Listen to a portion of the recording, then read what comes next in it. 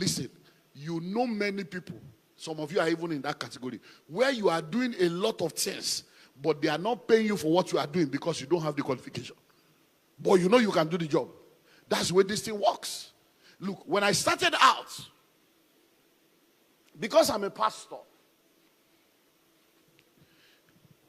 I started realizing that a lot of things I could do and be paid for, people were not willing to pay me for it because they only saw me as a pastor. And I started realizing that I need to make adjustments in some of this formula. Because see, in the world that we live in, the Bible says the children of this world are wiser in their own thing than the children of light. And it says that when we go into the marketplace, we should be wise as serpents and gentle as a dove. So as I began to share with my members in the 90s, I realized that many of them were doing well. They were getting promotion. They would come and give testimony. So I said, come, all these things I'm teaching you people, you are going to work. Why not tell your office that I can come and train them? And they should pay me as a consultant. So many of them will now go. They will now come and say, hey, sir. They say, I should bring your CV. They say, we should bring your resume. I say, what's that? I'm anointed. I know this thing. They say, so I realized that even though I was teaching them, when it comes to the marketplace, it's not a pastor, doctor. No. It is, what are the certifications? So I say, okay. I studied building technology and quality surveying. You can't put that one. I say, God. So I began to reorganize myself. Number one, you will never see any book I wrote that has pastor. My name is Olumide Emmanuel. Pastor is not my name. It's what I do. Hello? I'm telling you. So I saw John Marks. I said, this guy is a pastor. He doesn't put pastor. So I started. I copied John Marks. I said, yeah, my name is Olumide Emmanuel. And then I began to reposition myself. And before you know it, I started going for courses. I started doing things, getting certification. And then the same thing that I would teach in church as a series, I would teach in the marketplace as modules and courses, and people were paying. Why? Because I had the right certification. I remember when I wrote the School of Money book. The School of Money book is the first book that I wrote that is not, I didn't put any Bible quoting scripture. No. Every book I've written till then was Bible. So I said, okay, let me do this John Margaret thing now. So I said, let's do School of Money. When I released that book, after writing the book, I knew that if I released the book, even though I was already rich, as I did, I was rich. I had properties all over the world. But they still need certificates. So I started looking for the top universities. Cambridge, Yale, Harvard, all that. I was applying. Even if it's 1 month course, let me just go and do something and put the name. So I kept the book waiting. Then, bam, I got an email from Harvard. Oh, come and do this. I said, oh, I jumped at it. There was nothing they were going to teach me there. I didn't need any lecture. I just needed the name legally. So I got there. And then the professor that taught me, I carried the School of Money manuscript. I gave to him. I said, I've written this book. The guy came to class the next day and said, where is Mr. Olumide? I said, he said, oh my God, you wrote the book. I couldn't sleep, man. You took sleep off my eyes. He said, what are you doing here? You should be a lecturer here. I said, I know. He said, you are not even humble about it. I said, it's not about humble. I know. It's not pride. I know that I should be a lecturer. I came. He said, so why are you here? I said, I need the logo of Harvard. I need the brand. I said, I came here for brand affiliation. So that when I put it, the Harvard graduate, people will say, oh yeah, he knows what he's talking about. Hello? And that's it. Came back, released the book. Listen to the story. Came back, released the book. I'm telling you, these things work. So I'm not telling you, these are things I have worked in. Came back, released the book. There is a major media platform in our country that I have tried to go on. 4 different times I've been rejected simply because I'm a pastor.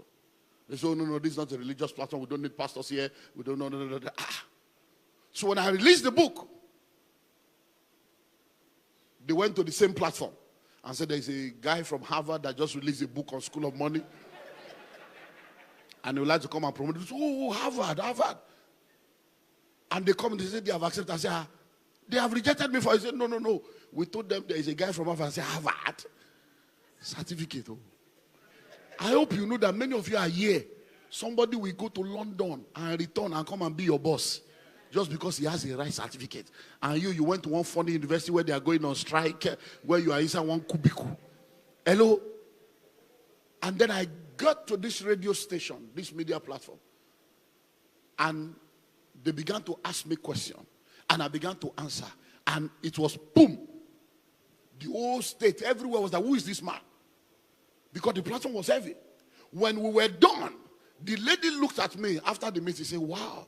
He said, I've been in media for over 15 years. He said, nobody has ever challenged me intellectually like you did. He said, this Harvard is very powerful. Can you Harvard that I did 1 week course. She gave the glory of all the grace of God on my life to a 1 week course Harvard. Why? Because in the marketplace, that's what they are looking for. If somebody comes and says, okay, I graduated from Yale, I finished from Cambridge, they don't even know whether he has brain, whether I didn't have brain. Because let me tell you, so many of you, you look down on yourself. You don't know that the greatest fraud is abroad. I can tell you for free. Go to London, go to all this school. You will see Chinese people that cannot speak English. They will graduate. How? Hello, how did a Chinese that does not understand English go to Harvard and graduate when the lecture was in English? There is fraud everywhere. Don't let anybody make you look down yourself. All they are looking for is their school fees to take care of their country. And they will just give. I'm telling you. Hello? So get all the certification you can get. Someone called on the radio station. He said, hello, I love what the man is saying. I'm an Harvard alumni. And we support our own. Please tell him that I need 100 copies. I'm telling you, that's how the book started going, everywhere. Are you ready for this one? So I pick up the book. And I said, since this book is doing well, let me go around the world and publish this book and let people know. I came to Ghana. I did a launching in Ghana. Yeah, did a launching in Ghana. One of my friends gave to me. You organized it. So we did Ghana. So I sent to my friend, Molapo, very powerful guy in South Africa. I sent to him, I said, look, I want to come and launch this book. The Molapo in South Africa. I sent to him. When I sent to him, the next thing I got an email. I thought it was a fraud. He said, John Maxwell would like you to come on board. I'm like, the same John Maxwell that we have been reading since we were small. I said, come on board what? He said, well, that's what you don't know is that I'm actually in charge of John Maxwell Africa. And now when John Maxwell wants to go around the African continent, he has consulting jobs and they are looking for people to join them. But when they saw the book, they say, why will we bring somebody from Africa when there's somebody, a guru here in Africa? That's how they brought me on board. Listen to me. That's when I entered private jet for the first time in my life. We were on TBN. I was on TBN for like 2 years. We were going from call. I was a consultant to 4 African countries. That's how we're going around. Now, where did all this thing start? Certification. Hello? They were not carrying me around as Pastor Olumide Emmanuel. They were carrying me around as Dr. Olumide Emmanuel. So get all the certification you can get.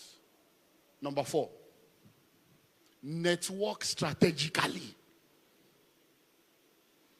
What did I say? You have heard it said before that your net worth is determined by your network. Please listen and listen well.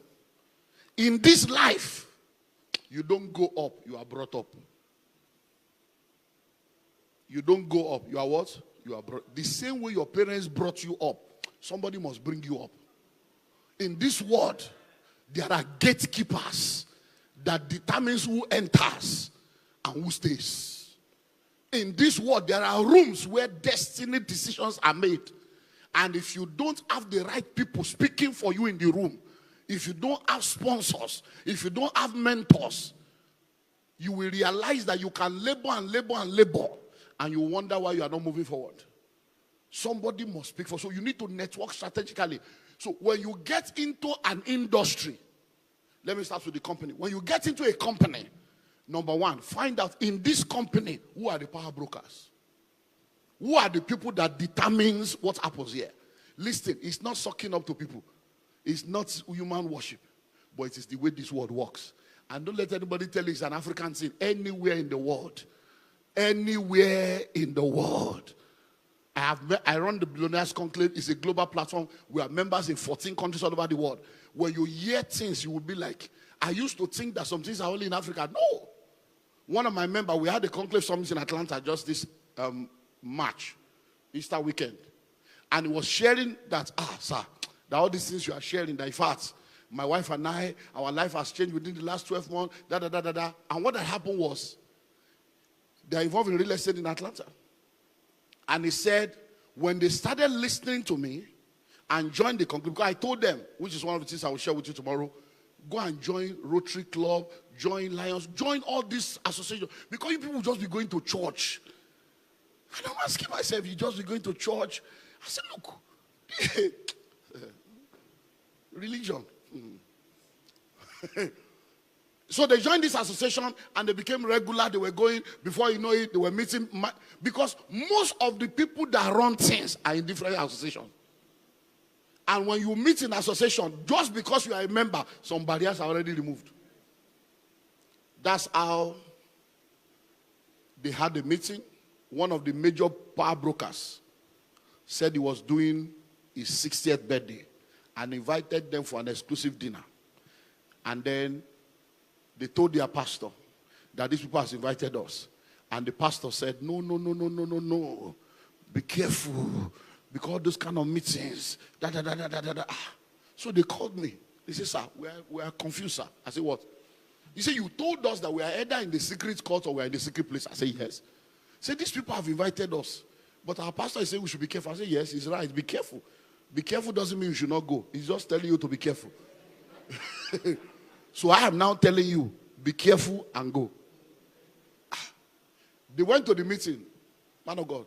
They say when they got there, they were the most dressed people. Everybody was in short knicker and t-shirt. They thought it was, they had tuxedo, they had gown. They said, oh. He said when they got there, mayor, chairman of this and that, the man just introduced them. And they said this. They said there are things they have been pursuing that they have not been able to touch, that they did not even know that these people are aware. He said, the man now said, yeah, so introduce them. He said, they are the ones trying to get that property and that other property. You know, that one we discussed, they are the ones. So let's allow them. He said that was the first time he was aware that some people were even aware that they are trying to get the property. He said, when they now went to meet, I said, he said, no, that nothing moves in Atlanta without us. They say any property you are buying, if we say the bank is not giving you money, they are not giving you money. If we say you are not getting that property, you are not getting. These are people that are power brokers. Many of the prayers you are praying, all you need is one connection. Hello? So if you want to do well in the marketplace, network strategically. Don't go to church, raise shoulder. Go to office, raise shoulder. Everywhere you are raising shoulder like a peacock. Pride and arrogance will mess you up. Hello? Greet people. Smile. It's free. Smile is free. Yeah, smile. It's free. You don't pay for it. Hello? And then volunteer. Offer yourself. Say hello, how are you? Just go to the people. Hello, just to let you know, I admire you. You're learning. You know, I just want to learn anything you think I need to know. Just put yourself out there. In the marketplace, we call it top of the mind awareness. So that, because listen, you see. There are rooms that determines what happened in destiny. We can't go into all the rooms, but if you get the book, I mentioned 7 of them in the book. Everybody is born in what is called a labor room. And what happens in the labor room determines whether you will be born or you will die. And your mother alone will come out, or you will come out without a mother, or both of you will come out. Labor room is very powerful. We have all kinds of rooms. But there is one room that is very powerful. It's called the boardroom. The boardroom is where decisions about people's progress are made. Now listen. When decisions are made in the boardroom, you must have a voice. That's why you network strategically. So that when you are in the boardroom and the senior management is meeting to determine who to promote, who to transfer, you are not going to be there in that decision-making room, but you must have somebody there that is a voice for you. I sit on the board of different companies all over the world. I've been in meetings where people's destinies were being decided. I've gone to office before to sack people, and I came back without sacking them. Why? Because somebody said, sir, we can't sack him. Please, sir. The wife is pregnant. Let's have mercy. Let's give him 3 more months. My PA is here. We still discuss sacking somebody today. Today. The person is sitting down and thinking he has a job. But today, what did we conclude? Give him 3 months. He says, sir, let's give him 3 months. So I said, okay, get the other guy ready. So that in 3 months' time, we can easily replace him. So we are already getting a replacement like David for Saul. So if he does not match up in the next 3 months, he has lost his job. That is how powerful some people are. They determine who moves and who does not move. So you network strategically. There are gatekeepers. Don't let anybody be telling you, I don't need anybody but God. Be fooling yourself. You will realize that God cannot do anything in this world without human vessel. Hello? Do you know what killed Vashti? Do you know who is called Vashti? Vashti, very powerful woman of God. She ended up in obscurity because she had no voice in the boardroom. Read your Bible. Vashti did what every woman has done. There is no married woman on earth that has never said no to their husband. Not one. All men know what it means to hear no. No in different no. No, no. No is normal. Hello? Whether it's bedroom no, whether it's decision no, there is no. We continue with life. I'm tired. No, leave me. Is it food? Is that what you want? Is that the reason you are thinking about? No, no problem. Hello? So the husband says, go and call her for me. Let her come and display. And she said, no, I'm not coming. I'm busy. Read your Bible. When they told the king said, okay, no problem. Women, let's continue. The king was okay. And then that was a board meeting in the boardroom. All of a sudden, Memuka. He said, excuse me, sir. We can't continue this meeting. He said, what madam has done is dangerous. If we allow it to slide, women will begin to disrespect their husband. They were already disrespecting you, sir. You don't look for an excuse to fight your battle. You were already being disrespected. So why are you coming up with this story? But you know the amazing thing? Memukan is not the issue. Nobody in that room pleaded for her. She did not have a voice where it mattered. Somebody should have said, no, we can't do that. Keep quiet, Memukan. This is your wife, not that. No, madam is good. This just one thing. Nobody spoke for her. Strategic networking. I have a few of my guys in different parts of the world. Some of them listen, some of them don't listen. Because listen, many of you don't know how powerful money is until you have it. There are many things you never think you can do until you have money. Some people think they are humble. When you are poor, you are not humble. I can tell you for free. Because what is the basis for your pride as a poor man? You'll be humble by for poverty humbles people. It's when you have money and you are humble, then I will know that you are really an humble man. So some of these guys, when they begin to touch some money, even me, they won't listen. They'll be telling me, they'll be quoting, they'll be telling me, they'll have read some books. You will talk one, they will talk three. And me, I just keep quiet. I say, no problem. You will learn. So one of these, my guys, left Nigeria, went to one of these foreign countries to start a business. And then I started seeing his posts on social media, all the big things he said he was doing. Then I traveled down and I met with him. I said, come, who are the members of your board in this country? So he mentioned. I said, you don't have any powerful person on your board from this country speaking for you, and you're on social media making noise. I said, listen and listen well. There are some noise that will attract trouble. And you must be sure you have the backup for that trouble. I said, this noise you're making, shut up. Or back up. So that when you are making noise, you know that you have something backing you up. And I told him, get somebody from this country that has this capacity, that has this connection, put them on your board to become part of your board so that their name will be on your website. So that because they will start checking you, and when they check you, they see the name, they say, no, he has people. They will leave you. The guy said, no, we are going to take over. We are here to take over. I said, okay, foreigner, you are taking over. Okay. What I told him to do 3 years later, they came for him. He has left the country now. He has left that country. He has left the business, left everything. I said, what happened? He said, that should have listened to your support. That he say, now when they now came for him, he now went to look for the people I told him to look for 3 years ago. The cheapest one he saw, man, said $100,000 per annum to sit on your board. $100,000 per annum to sit on your board. Something he would have done 3 years ago for 10,000, and he would not have entered that trouble. So what am I saying? Network strategically. So number one is what? Number two? Number three? Number four? Number five, where we close?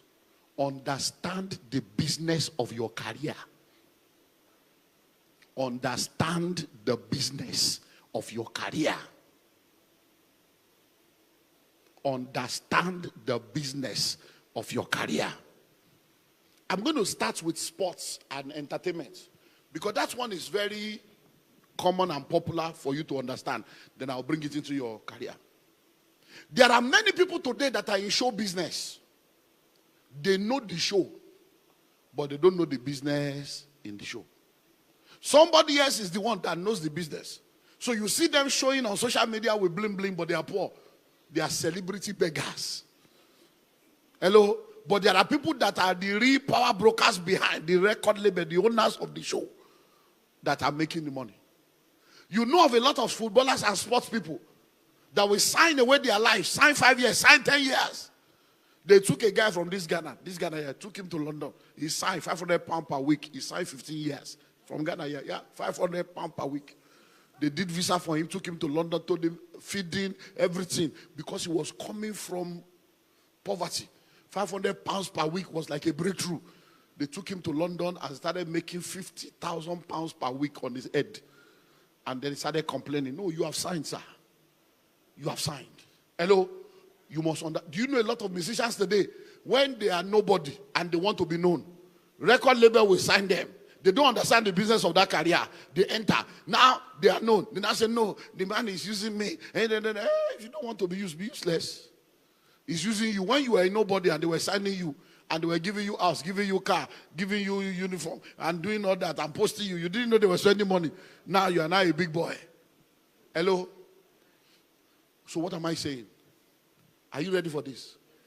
There is a difference between medical profession and medical business. There's a difference between legal profession and legal business. So every career profession, there is a business in that career. The real money is not in the profession. The real money is in the business of your profession. So you can be a medical doctor and be poor, but you cannot be in medical supply business and be poor. Are you seeing the difference now? So you can be a medical doctor and you're going on strike, asking for salary increment. But there are people that did not go to medical school. They are the ones supplying the syringes, supplying the bed, supplying the cotton wool, supplying the stethoscope. And they are multi-billionaire in medical supply business. But you that went to school, you are waiting for salary every 4 weeks. There are people that are lawyers now. They are charge and bail lawyer. They are in the legal profession. But there are people in legal business that are making money selling legal books. They produce legal books, sell the gown, sell the wig, sell all the things that they are using, and they are making money and cashing out. And the lawyer is looking for the next case. Hello? So what career are you in? Hello? A member of my church, a university professor that taught French in one of the major universities for 27 years, retired. And one Sunday morning after service, I saw her. I just felt that these are people that have been with me for a while. So I said, Mama, come on. It's been a while. Oh, yeah, Pastor, you have forgotten us. You know, church is big now. You don't remember. I said, no, it's not like that. You know, we're busy. So how are you? He said, I have retired. I know I've retired. You know, there's no money, the retirement benefit. I said, how can you say there's no money? I said, I thought you were a professor. He said, yes. You were teaching French. I said, you know, even the pension money. I said, you are serious, man? He said, yes. I said, you can't be poor. French in Nigeria? No. There are only 2 languages in Africa, English and French. Do you know how many countries in Africa? I said, oh, so we need to see. So she came to the office and said, sit down. I said, how many books on French have you written? None. Why? So she was a lecturer. She understood the profession of teaching, but she did not understand the business of the profession. So I sat her down and I took her through a short consultancy course. I said, there are many businesses in this your area. I said, number 1, you can become an author. Number 2, you can start an academy and teaching people. You can become a consultant. I said, you can go to embassies. And then you begin to, by the time I was done with her, she said, hey, Pastor, you see now? You see? All these things you have just done with me now. If I have met with you. People of God, within 6 months, she started opening up. Right now, she's still in church, but she's no more poor. She's making money now as a consultant. She's training this. She's doing this. She's doing that. These are things that are the business side of that profession that she did not know. Because she was doing this, go to class, lecture people, collect salary, come home, wait for next month. And that's what many of you are doing. You are in professions where you don't even understand the business of the profession. Man of God, I had a terrible experience. Because these Christian people, we need to talk some sense into their brain. I run the Entrepreneurship Academy. And because of that, when people go through our academy, I just feel that do good to all men, especially to those of the household of faith. So I pen down people for different things. I say, okay, when we want to do this, when we want to do this, when we want to do this. We had a meeting today. I was saying, no, we can't just put him by the side. That or that, once that office open, we'll now bring him up. So that's how we sit down and discuss. So this lady, because I had ideas of what I wanted, I was doing something in the airline industry. So when she came for our academy, she said in one of the discussions that she has been in the airline industry for 17 years. So I penned that down, that when we want to start our airline, we'll bring her on board. So we opened office in Sierra Leone, opened office in Dubai, got the airline, got everything we're starting. Then when we met at Dubai, I said, no, I have a lady that we can bring on board to come and be the station manager. Guess what? So I told my office, call her. They said they have been trying the number, it's not going. I said, okay, give me the number. So I called. The first time I called, it rang. So I said, hello, is this? He said, yes. I said, my name is Olumide, Emmanuel. Oh my God. I said, hey, cool down. I said, he said, oh my, I can't believe it. I said, believe it. It's me. And we need to talk fast. I said, are you still in the airline? Yes, sir. Yes, daddy. I said, okay, can I come? Can we have a meeting? Oh, no. So she came. And then I got the shocker of my life. So she came, sat down. Thank God I was the only one in the office. If it was a board meeting, that's the end. So I said, my sister, you graduated from our academy. You told me you were in airline then. 17 years. I said, yeah. I said, now 19 years. So you have been, I said, so now we are starting this airline. He said, I've heard about it. I said, we are the brain behind this. We are bringing it to Nigeria. We are starting, and we need a station manager that will manage everything. So I'm thinking of you coming on board to head it. She looked at me like this. As in. She was doing like this, like a. I said, what is it? He said, as in. I said, as in what? He said, as in. I should come and handle everything. I said, yes.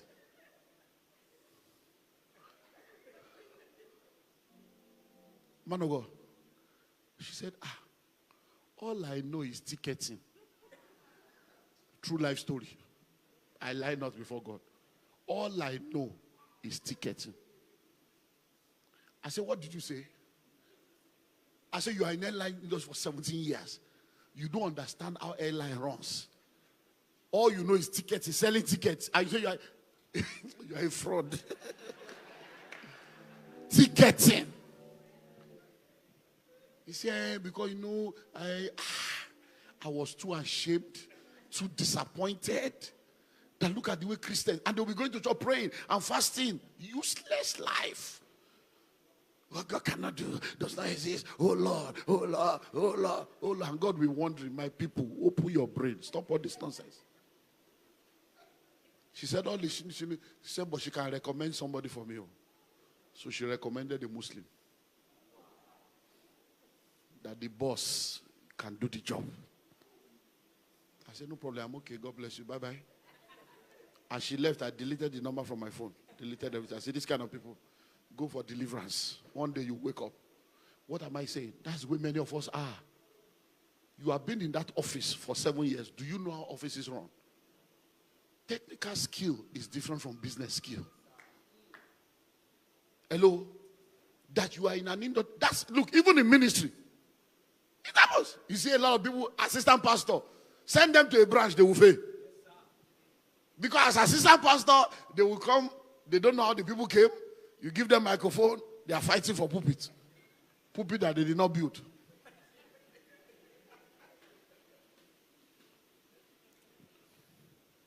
Because when you are not the pastor, you are a manager. You are not a leader. You are what? A manager. You are not a leader. When you now send them to branch, their deficiency will be unveiled. Because they don't know what it takes to be able to engineer things. Hello? So you want to do well as a career person? Number one, start early. Number two, give it all it takes. Number three, get all the certification you can get. Number four, network strategically. Number five, understand the business of your career.